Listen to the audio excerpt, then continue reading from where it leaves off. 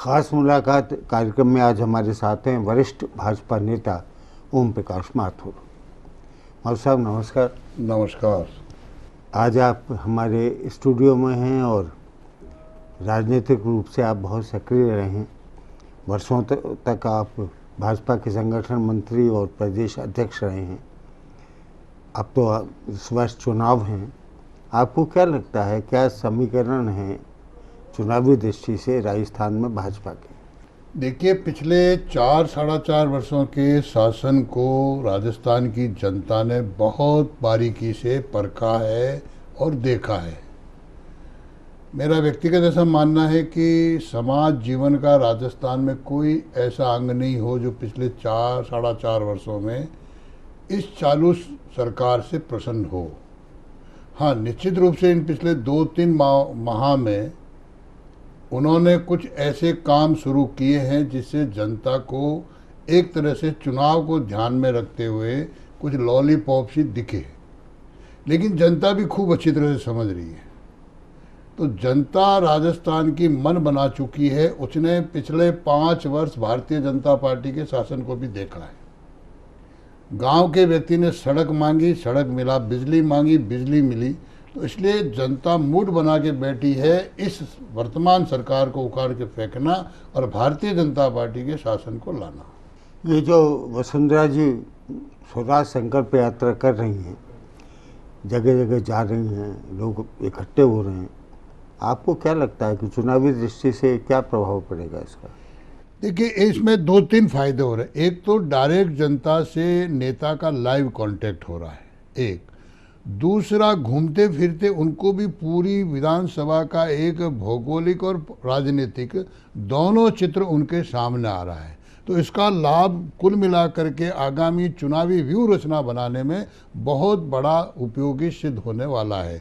इसलिए स्वराज संकल्प यात्रा से जनता के बीच में जाना, पार्टी की बात रखना, उसके साथ साथ भौगोलिक और राजनीतिक प्लस कहना चाहिए कि कास्ट इक्वेशन को भी ध्यान में रखेंगे तो इसका हमको लाभ होने वाला है।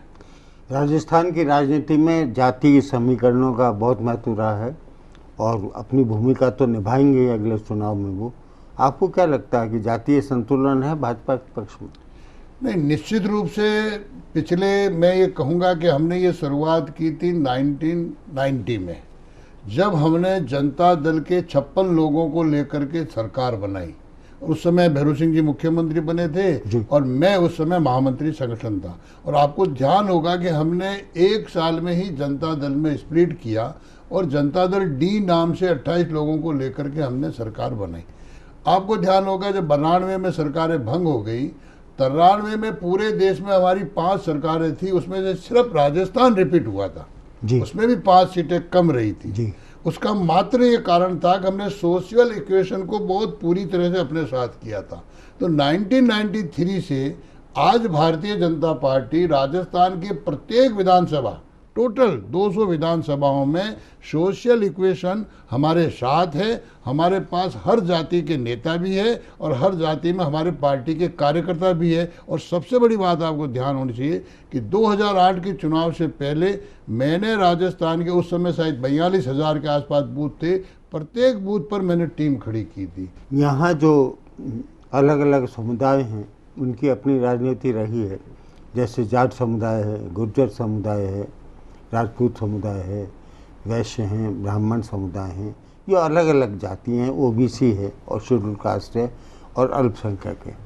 आपको क्या लगता है कि किस जाति का विशेष रूप से पहल करेगी वो भाजपा को जिताने में? नहीं, मेरा ऐसा मानना है कि आज की तारीख में कोई पर्टिकुलर एक जाति पहल करे उससे रिजल्ट्स नहीं आने वाला, या एक जाति नाराज हो जाए उससे रिजल्ट विपरीत नहीं जाने वाला है। राजनीतिक दलों को वर्तमान जो पूरे देश भर का सिनेरियो बना है, उस सिनेरियो में निश्चित रूप से सभी जातियों का पार्टी में समावेश हो, सभी जातियों का समानीकरण हो, हम सबको ठीक प्रकार से समाहित कर सके, ये व्यूह रचना पार्टी को बनानी होगी। इसलिए एक जाति का भयल और एक जाति का नहीं, उसका कोई महत्व नहीं रहता है। हमको सबको साथ लेकर के चलना पड़ेगा। वसुंधरा जी कहती रही हैं कि 36 कौमों को लेकर भाजपा साथ है, तो जो चुनावी घोषणा पत्र आप लोग बनाएंगे उसमें क्या 36 कौमों के समन्वय की दृष्टि से या उनके उत्थान की दृष्टि से कुछ करेंगे? देखिए, भारतीय जनता पार्टी जब अपना घोषणा पत्र बनाती है तो मात्र कौमों को ध्यान में रख करके नहीं बनाती। हमारा भाव ये रहता है कि हम पूरे प्रदेश का एक सामान्यीकरण से विकास करें, और जहाँ जहाँ भी भारतीय जनता पार्टी को रूल करने का मौका मिला, आप आश्चर्य करोगे कि जब सबसे पहले सरकार में आए तो आदरणीय भैरू सिंह जी थे जिन्होंने अंत्योदय की योजना दी, उसमें कोई जाति समाज या क्षेत्र नहीं जोड़ा। तो इसलिए भारतीय जनता पार्टी जब अपना घोषणा पत्र बनाती है तो पूरे प्रदेश का समान रूप से विकास कैसे हो, और जब पूरे प्रदेश का समान रूप से विकास की बात होती है तो निश्चित रूप से उसमें सब जातियाँ भी समाहित होती है। आप जो विपदा आई उत्तराखंड की, भाजपा ने भी अपना इसमें योगदान दिया और सेवा कार्य किया। आपको क्या लगता है कि भाजपा की ओर से पर्याप्त कार्य हुआ है? नहीं, देखिए, इतनी बड़ी प्राकृतिक आपदा में कोई भी ये कहे कि पर्याप्त कार्य हुआ, मैं इसको अधूरा मानूंगा। अभी तुरंत जितनी रिलीफ होनी चाहिए थी वो की है। आगे भी हमारा प्लान चलेगा। हमारी प्रत्येक सरकारें ये तय कर रही है कि वहाँ कुछ 1-2 गांव हम गोद लें, क्योंकि अभी तो टोटल कहना चाहिए कि डिजास्टर मैनेजमेंट का काम चल रहा है और उसमें जितना हम कर सकें वो कर रहे हैं, लेकिन ये काम लंबा चलने वाला है। इसलिए मैं ये नहीं मानता कि इसको पर्याप्त, ये हमेशा अपर्याप्त रहने वाला है। अभी बहुत आवश्यकता है और इस समय हम सबको मिलकर के उस प्राकृतिक विपदा से वहाँ फंसे लोगों को कैसे निकालें। अभी तो लोकल लोगों को तो संभाला ही कहाँ है, इतना बड़े अपने गाँव को किसने देखा, तो वो भी देखना पड़ेगा। इसलिए ये तो लंबा चलने वाला एक प्रोसेस है। अभी हम लोग एक विराम लेते हैं और उसके बाद फिर बातचीत शुरू करें।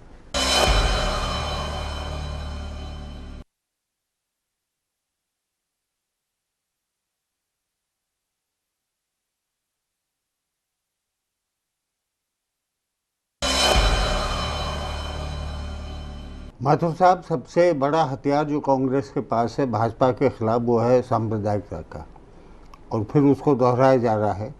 आपको क्या लगता है कि जो आने वाले चुनावों में, ख़ासतौर से 5 राज्यों में जो विधानसभा चुनाव होने वाले हैं, उसमें मतों का ध्रुवीकरण धार्मिक आधार पर हो सकता है? पिछले 10 सालों में आप देखेंगे, 15 सालों में, कि देश के भिन्न भिन्न राज्यों में हमारी शासन रहे हैं। हम कई जगह दोबारा आए हैं, कई जगह तिबारा आए हैं, और गुजरात में जो सबसे ज़्यादा हमारे ऊपर आरोप लगाया जाता, वहाँ आपको आश्चर्य होगा कि 40 से 42 ऐसी सीट थी जहाँ मुस्लिम बड़ी संख्या में मतदाता थे। 2-4 सीटें जिसमें मुस्लिम बहुल सीट थी वो भी भारतीय जनता पार्टी जीती है।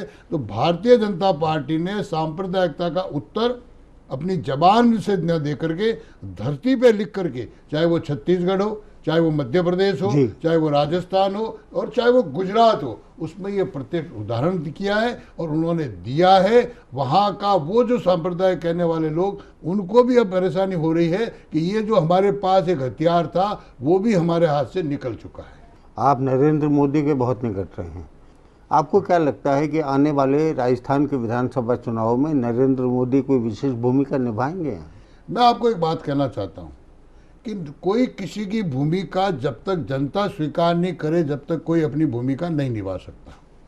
नरेंद्र मोदी ने 12 साल में गुजरात में धरती पर वो लिख के दिया है जिसको खाली राजस्थान नहीं, संपूर्ण देश आज की तारीख में स्वीकार कर चुका है। वो गुजरात जहाँ हर महीने में कहीं ना कहीं कर्फ्यू लगता था, कहीं ना कहीं दंगा होता था, कहीं ना कहीं कुछ न कुछ लॉ एंड ऑर्डर की स्थिति होती थी, 12 साल में नरेंद्र मोदी के शासन करते हुए 1 सेकंड के लिए भी कर्फ्यू नहीं लगा। नंबर 1। नंबर 2, 12 साल में उन्होंने कुर्सी ज्वाइन करते ही गुजराती में एक शब्द कहा था शपथ के तुरंत बाद, न खासू न खावा देशू। एक तरफ इसी देश में हमारे प्रधानमंत्री हुए जिन्होंने कहा मैं गांव के लिए रुपया भेजता हूं और 20 पैसे पहुंचते, 80 पैसे बीच में खत्म हो जाते हैं। दोनों की तुलना करिए आप, तो उन्होंने ये लिख दिया धरती पर। आज कोई क्लब सरदार सरोवर डैम की नींव हमने नहीं रखी, कांग्रेस शासन ने रखी। हम तो पिछले 12-13 वर्षों से वहाँ हैं। क्यों नहीं 121 मीटर सरदार सरोवर को बनाया गया?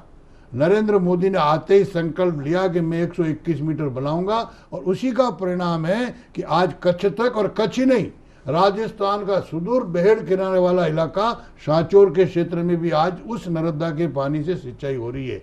उस नर्मदा पानी के रिजर्व वाटर से उन्होंने 18 नदियों को जोड़ा, उन्होंने सुजलाम सुफलाम दिया, उन्होंने हर महीने कृषि रथ दिया, उन्होंने अब पता कल्पना करिए, आज़ादी को आज 68-69 वर्ष हो रहे हैं।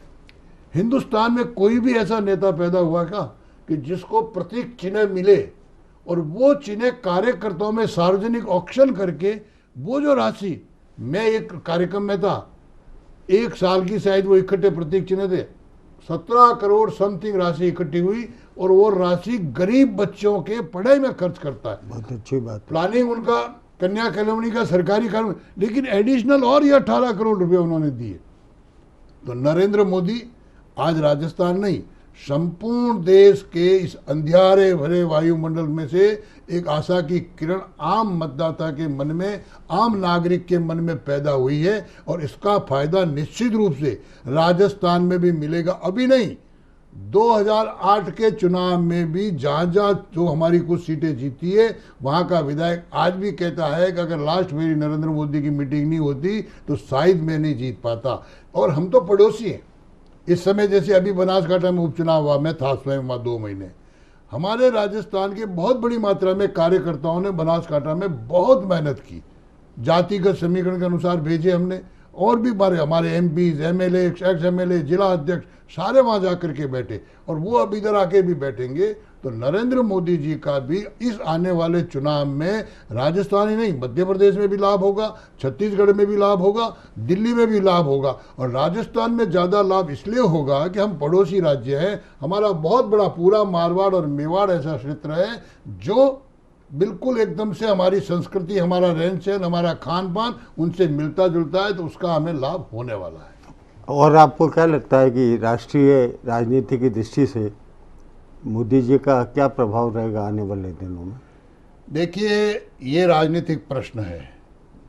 मैं मानूं या मेरी पार्टी माने या और कोई माने या नहीं माने, आज की तारीख में हिंदुस्तान की जनता ने नरेंद्र मोदी को अपना नेता मान चुकी है और इसलिए नरेंद्र मोदी को हमने हमारे आगामी चुनाव प्रचार अभियान समिति का अध्यक्ष घोषित किया। मैं आपको याद करवा रहा हूँ 1992 की घटना, जब नरेंद्र मोदी हमारे महामंत्री संगठन हुआ करते थे, मैं यहाँ प्रदेश संगठन मंत्री था। मैंने उनके 3 दिन की कार्यशाला सिर्फ हमारे जिला अध्यक्ष, महामंत्री और प्रदेश पदाधिकारियों की रखी थी सीकर रोड पर। आज भी 92 की जो उन्होंने डिबेट्स की, उन्होंने जो टिप्स दिए, आज भी वो टिप्स हमारे कार्यकर्ता के लिए मार्गदर्शिका है। वो बहुत बड़ा योजक है। आप कल्पना करिए कि जो स्टैच्यू अमेरिका को गुणगान की जा रही है, उन्होंने एक लिबर्टी ऑफ यूनिटी की स्टैच्यू बनाने की तय की है, स्टैच्यू ऑफ यूनिटी के नाम से, सरदार सरोवर डैम में सरदार पटेल की। और ये हमको पता है कि उस समय आज़ादी के समय अगर सरदार पटेल नहीं होता तो शायद आज ये देश का रूप अपन नहीं देख पाते। और उसमें प्लानिंग क्या किया, उन्होंने कहा कि प्रत्येक गांव से, क्योंकि लौह पुरुष और किसान दोनों नाम उनके साथ जुड़े हुए हैं, सरदार पटेल को अपन लौह पुरुष भी कहते हैं, किसान नेता भी कहते हैं। उन्होंने, मुझे पता है, पहली बार अपने विदेश दौरा में जब उनको पूछा गया कि व्हाट इज योर कल्चर, तो सरदार पटेल का जवाब था, आवर कल्चर इज एग्रीकल्चर।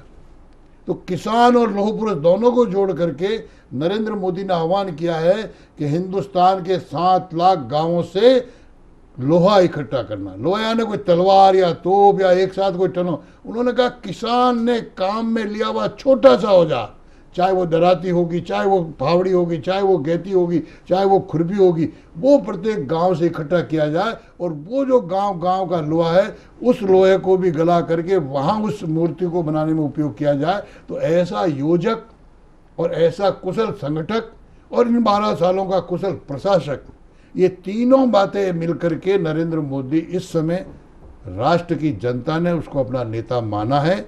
और आने वाले समय में चुनावी पूरी व्यू रचना बनाने में, कल ही अभी आपने देखा होगा कि महाराष्ट्र को गए, कोर कमेटी की मीटिंग ली, आगामी चुनाव कैसे जीता जाए उसकी रचना की, उनकी दौरे शुरू हुए हैं और निश्चित रूप से हम सब लोगों को उनके ये बनने से फायदा होने वाला है। बातचीत के बीच में अब फिर लेते हैं एक विराम और उसके बाद फिर शुरू करेंगे आगे की बातचीत।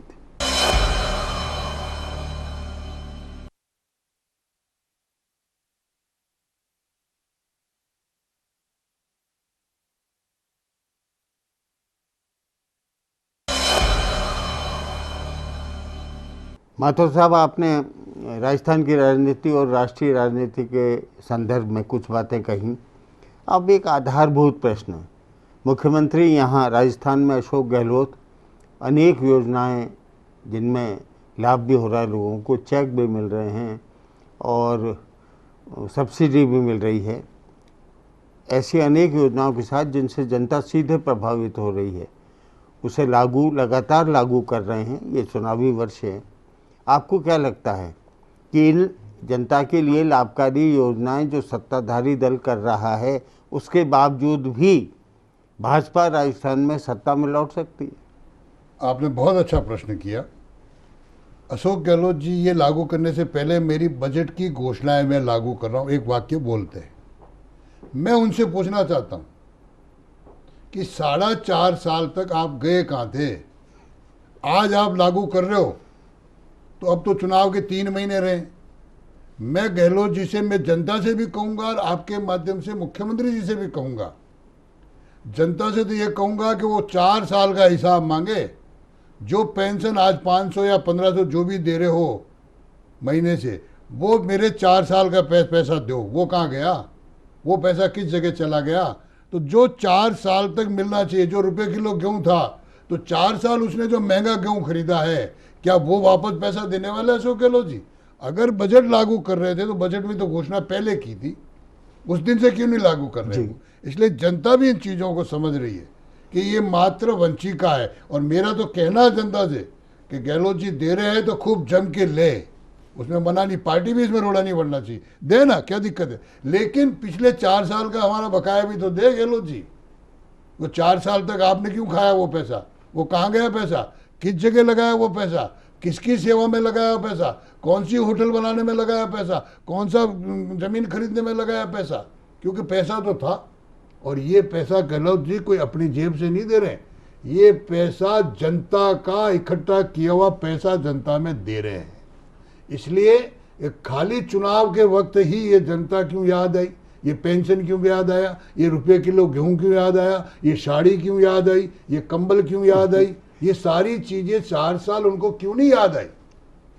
तो ये दुर्भाग्य इस देश का कि खाली जनता को बेवकूफ़ बनाने के लिए, प्रदेश का कि बेवकूफ़ बनाने के लिए इस तरह की हो। और जनता इसको समझ चुकी है, उसको पता है कि पता नहीं क्या होगा 2 महीने बाद, 4 महीने बाद क्या होगा। और आप पूछिए, अब ये घोषणाएं कर रहे हैं, नवंबर में संभवतः चुनाव होंगे, 3 महीने पहले आपकी आचार संहिता लग जाएगी। तो क्या महीने 2 महीने के लिए लॉलीपॉप देकर के जनता को बेवकूफ़? जनता इतनी बेवकूफ़, मतदाता बहुत समझदार हो गया। और मतदाता इनसे, और मैं आपके इस चैनल के माध्यम से मैं मतदाताओं से भी कहूंगा कि अशोक गहलोत जी से 4 साल का हिसाब मांगे, जो बकाया है वो ले जा करके सबके घरों में पहुंचाए। तो मैं चाहूंगा कि अशोक गहलोत जी बजट की घोषणाएं पूरी कर रहे हैं। आपकी भाजपा की तरफ से वसुंधरा जी की स्वराज संकल्प यात्रा चली रही है और आपकी पूरी तैयारी है आप लोगों की भाजपा की तरफ से विधानसभा चुनावों के लिए? देखिए, चुनावी तैयारियां अंत तक चलती रहती है, लेकिन जो हमको पहले होमवर्क करना है वो हम सब होमवर्क कर रहे हैं, सब मिलकर के, जिनको जो दायित्व दिया हुआ है।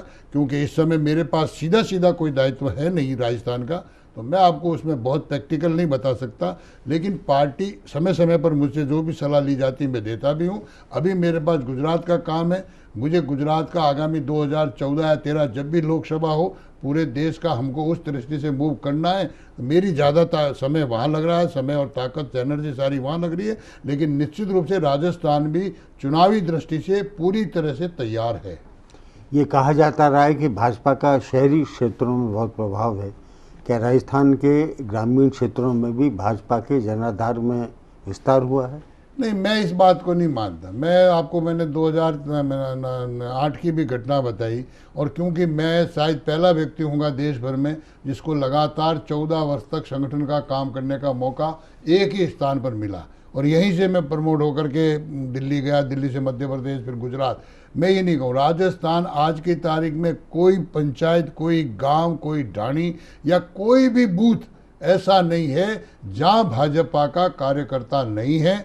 प्रत्येक जगह हम, हाँ, पॉलिटिकल सिचुएशन बदलती रहती है, उसमें ये मैं नहीं कह सकता कि 2 सीट जीतेंगे, जीत हार का विषय अलग रहता है। लेकिन आज की तारीख में भारतीय जनता पार्टी का संगठन राजस्थान के प्रत्येक बूथ पर खड़ा है, और अभी आगामी महीने में हमने पार्टी को ये भी कहा है कि वो बूथ स्तर तक के कार्यकर्ताओं की मीटिंगें करे, सम्मेलन करे, तो उसमें अगर कहीं छोटी मोटी और भी कोर कसर है तो उसको भी हम पूरी करने वाले हैं।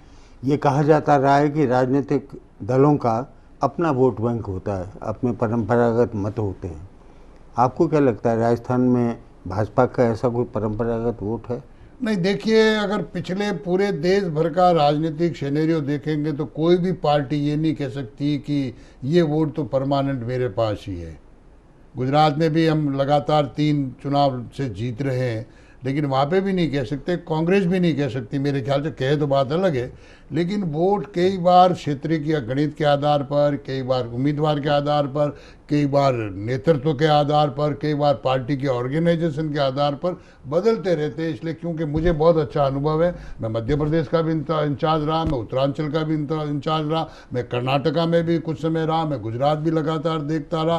तो मैं देखता हूँ कि वोट तो लोकल समीकरण के अनुसार, लोकल लीडरशिप के अनुसार, लोकल कैंडिडेट के अनुसार ट्विस्ट होता रहता है। इसलिए आज कोई कहना कि ये परंपरागत वोट किसी के हैं या किसी की जेब में है, मैं इसको ठीक नहीं मानता।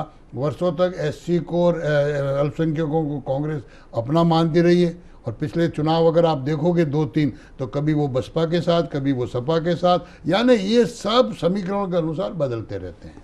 ओम जी, आप हमारे ईटीवी के स्टूडियो में आए और राजस्थान की राजनीति के बारे में और राष्ट्रीय राजनीति के संदर्भ में बहुत से प्रश्नों पर आपने खुलकर बातचीत की।